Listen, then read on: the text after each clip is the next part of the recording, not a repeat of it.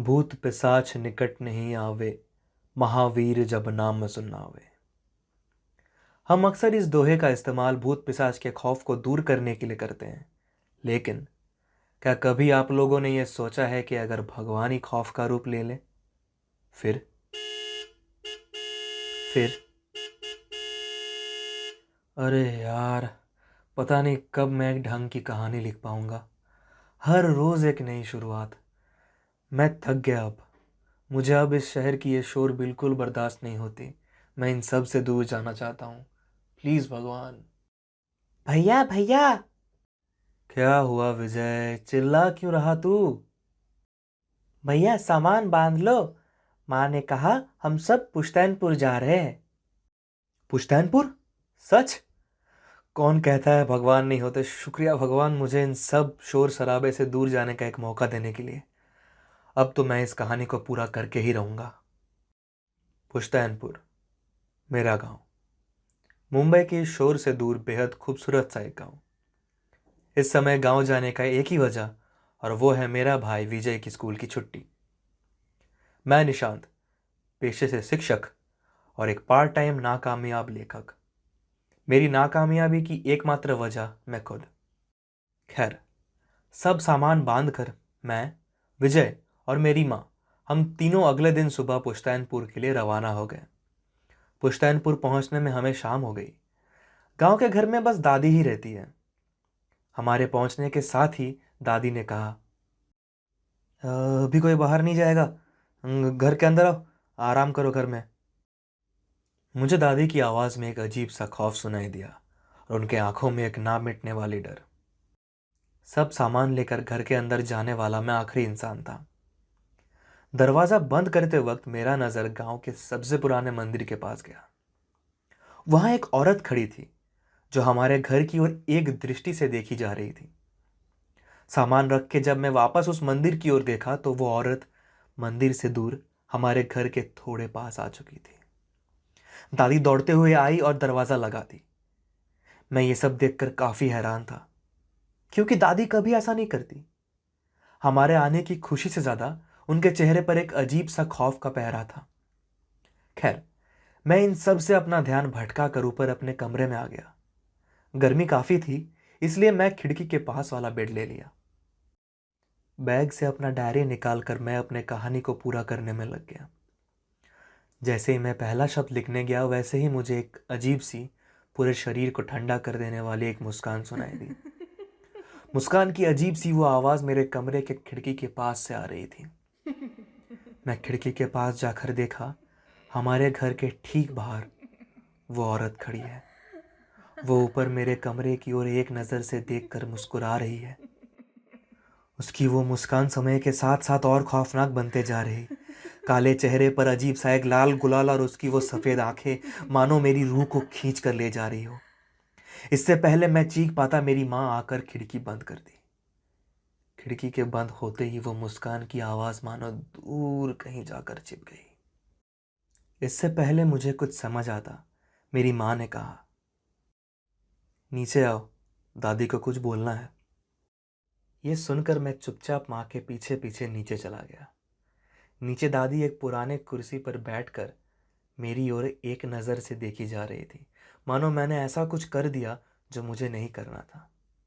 मैं दादी से कुछ पूछने ही वाला था कि दादी बोल उठी, सूरज ढलने की पहली घड़ी से लेकर सूरज उठने तक उसका कहर पुश्तैनपुर को एक खौफ का नया चेहरा दिया। जो पुश्तैनपुर हंसता खेलता गाँव हुआ करता था, वो अब एक वीरान बस्ती बनकर रह गई। बच्चे से लेकर बूढ़े तक, महिला से लेकर पुरुष तक, उसने किसी को नहीं छोड़ा, किसी को भी नहीं। दादी को टोकते हुए मैंने कहा, किसने? दादी बोली, धीरे बोलो धीरे, वो सुन लेगी। वो है, यहीं कहीं है वो। अंदर चले जाओ, सुबह होने से पहले निकलना मत। बस इतना बोलकर दादी अपने कमरे में चली गई। उसके बाद मैं और विजय अपने कमरे में वापस आ गए। विजय पर दादी की बातों का गहरा असर पड़ा। वो डर से कांपने लगा। उस रात माँ ने हमारे साथ रुकने का फैसला किया। सभी बेहद डरे और सहमे हुए थे। कुछ देर बाद विजय सो गया। माँ को भी हल्की हल्की नींद आने लगी, लेकिन मेरे मन में वो खौफनाक चेहरा मिटाए नहीं मिट रहा। खैर, इन सब में मैंने सोचा अगर इस डर को मैं शब्दों का रूप देकर अपने कहानी में लिखूं तो शायद इस बार मेरी कहानी पूरी हो सकती है। तू अभी तक सोया नहीं बेटा? नहीं माँ, अपने कहानी को पूरी करने की कोशिश कर रहा हूँ। वैसे माँ, दादी किस बारे में बात कर रही थी? ये सुनकर माँ थोड़ी घबरा गई। वो विजय की ओर एक बार देखी और फिर उन्होंने कहा, ये सब शुरू हुआ पिछले साल काली पूजा की रात। वो अमावस की रात थी। पूजा करने वाले दो ब्राह्मणों के बीच में हुई दान को लेकर अनबन से पूजा अधूरी रह गई। कहा जाता है 3 दिन बाद उन दो ब्राह्मणों की लाश उसी मंदिर के आंगन में मिली। लोगों को लगा दोनों के बीच हुए झगड़े में दोनों ने एक दूसरे को मार डाला, लेकिन लोगों को शक तो अगले दिन सुबह हुई जब एक बच्चे की आधी कटी लाश उस मंदिर में पाई गई। उस दिन से शुरू हुआ मौत का ये खेल पुश्तैनपुर को खौफ तले दबा दिया। जो भी रात को निकले उसकी लाश अगले दिन सुबह मंदिर में ही मिलती है। लोग रात में निकलना बंद कर दिए और उसी रात से लोगों ने अपने घर के बाहर एक औरत को देखने का दावा भी किया। काले चेहरे पर लाल गुलाल और सफेद आंखों वाली औरत।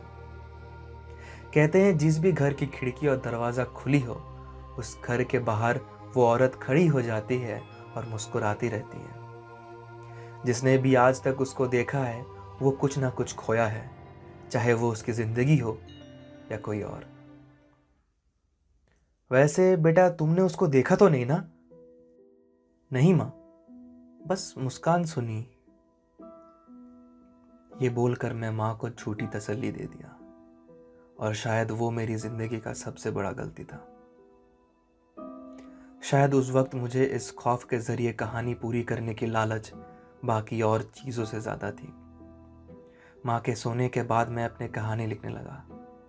हमारे साथ घटी हर बात मैंने कहानी में लिख डाली, यहाँ तक कि उस औरत की हर बात जो मुझे दादी, माँ और मैंने खुद अपनी आंखों से देखा, उन सब बातों को अपने कहानी में लिख डाला। मुझे अब डर से ज़्यादा कहानी पूरी करने की लालच आ गई। मैं उस रात उस मंदिर में जाने के लिए बाहर निकलने ही वाला था कि मैं देखा दादी नीचे उस कुर्सी में बैठी हुई है।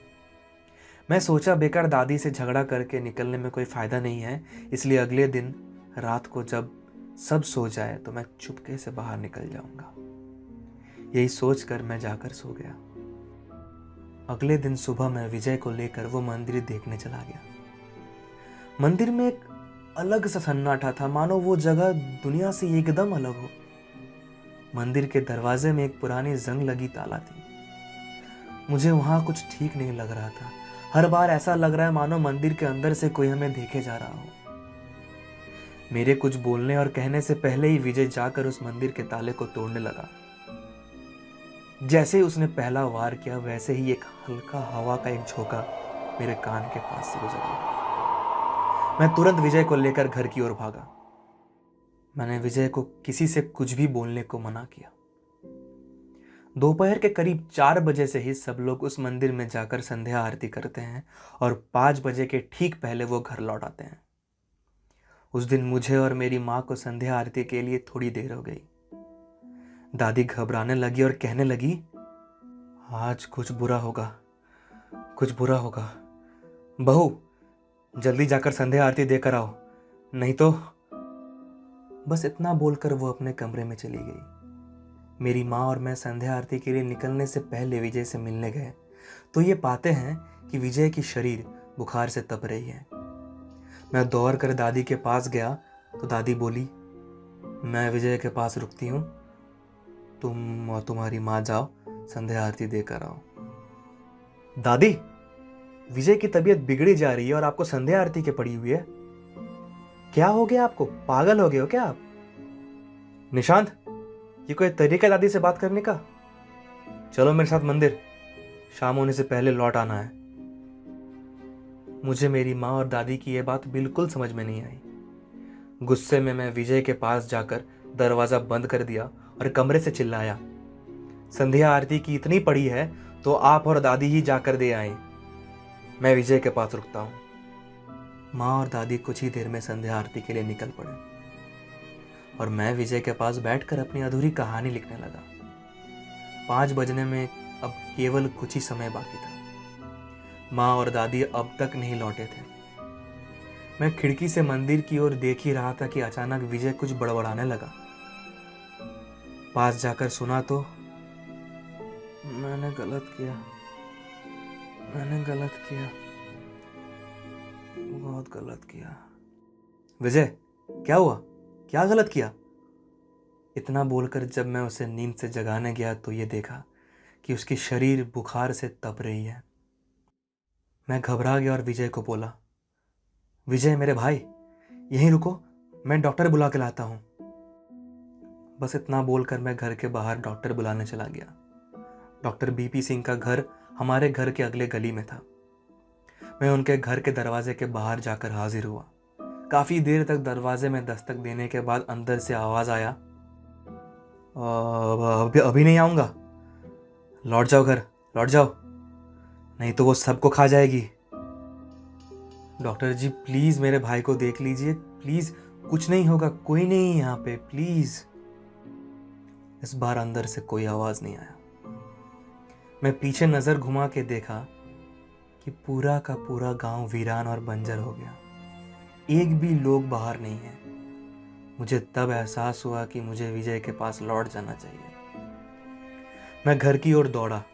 घर के पास पहुंचते ही मैंने देखा कि घर का दरवाज़ा खुला हुआ है। मेरी जान में जान आई कि माँ और दादी लौट आई है। मैं घर के अंदर घुसकर सीधा ऊपर विजय की ओर भागा। कमरे का दरवाज़ा बंद था। मैं दरवाज़ा खोलने की कोशिश करने लगा लेकिन नाकामयाब रहा। तभी मुझे नीचे दरवाजे के पास से वही मुस्कान घर के अंदर आती हुई सुनाई दी। मैं बालकनी से नीचे की ओर देखा, कोई नहीं था। जैसे ही पीछे मुड़ा दरवाज़ा खोलने के लिए वैसे ही देखा कि वो औरत मेरे सामने खड़ी होकर मुस्कुरा रही है। वो काला चेहरे के ऊपर लाल गुलाल सफ़ेद आंखें और मुंह से निकली वो लाल जीभ। एक अजीब सी हंसी हंसी। फिर पता नहीं क्यों मैं अचानक बालकनी में गिर गया। वो औरत विजय के कमरे का दरवाज़ा खोलकर अंदर चली गई। मैं सब जैसे देख पा रहा हूँ लेकिन कुछ कर नहीं पा रहा। ऐसा लग रहा मानो मेरी पूरी शरीर ठंडा पड़ गई। मैं हिलने का कोशिश कर रहा हूँ लेकिन हिल नहीं पा रहा हूँ। ऐसा लग रहा है जैसे मेरे ऊपर कोई चढ़ के बैठा हो और मुझे कस के पकड़ रहा हो। मैं कमरे की ओर देखा तो ये पाया वो औरत विजय के सर पर हाथ फेर रही है और वही खौफनाक हंसी हंस रही है। अचानक विजय की एक आवाज मेरी कान में आई, भैया, भैया, आपकी कहानी तो मुझे ले गई आपकी कहानी मुझे। धीरे धीरे उसकी वो आवाज मानो दूर कहीं जाकर छिप गई। मुझे तब भी एहसास हो रहा है कोई मुझे पकड़ रखा है। विजय, विजय। जब मेरी आंखें खुली तो मैं अपने कमरे में लेटा हुआ था। मेरी माँ और दादी मुझे एक नज़र से देखी जा रही थी। कुछ देर बाद माँ ने एक ही सवाल पूछा मुझसे, तूने उसको कल देखा था ना? उस दिन के बाद आज तक ना ही मिला विजय और ना ही मिली उसकी लाश। उस दिन के बाद मैं कभी पुश्तैनपुर वापस नहीं गया और ना ही कभी काली पूजा मनाया। मुझे अफसोस इस बात का है, अगर मैं उस दिन माँ के साथ मंदिर गया होता तो आज विजय मेरी ये कहानी पढ़ रहा होता।